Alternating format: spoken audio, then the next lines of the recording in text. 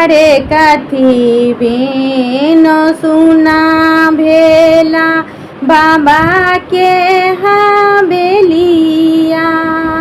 बाबा के हवेलिया कथी बिनु बगिया उदार।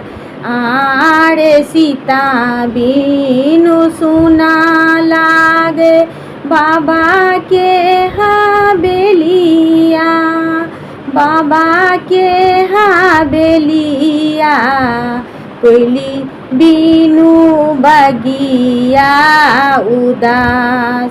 आरे रने बने कानथिन माई सुनैना, माई सुनैना सीता बिनु रहलो न जाय। आरे कोने नीरा मैया राम दीना गुने लखीना, दीना गुनो लखीना कोने नीरा मैया लेने जाय। आरे ससुर नीरा मैया रामा दीना गुनो लखीना, दीना गुनो लखीना बाबा नीरा मैया मानिलेल। आरे रने बने कानथिन माई सुनैना, माई सुनैना गौरी बिनु रहलो ने जाय।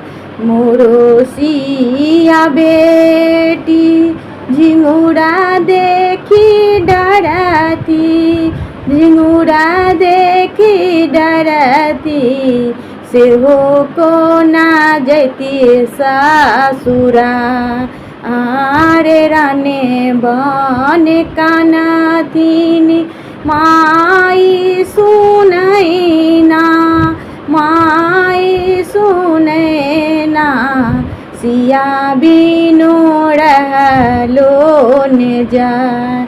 आरे घोड़ा चढ़ला अवथिन राजा जी जामैया, राजा जी जामैया से हो सीता बेटी संग लेने जाय। आरे बाबा जी देखातीन, अम्मा जी देखातीन, अम्मा जी काने हृदय फाड़े। आरे बाबा जी देखातीन, अम्मा जी देखातीन, अम्मा जी काने हृदय फाड़े। आरे रने बने कानथिन माई सुनैना, माई सुनैना बेटी बिनु रहलो न जाय। सिया बिनु रहलो न जाय। आरे कथी बिनु सुना भेला बाबा के हवेलिया, बाबा के हवेलिया कथी बिनु बगिया उदास।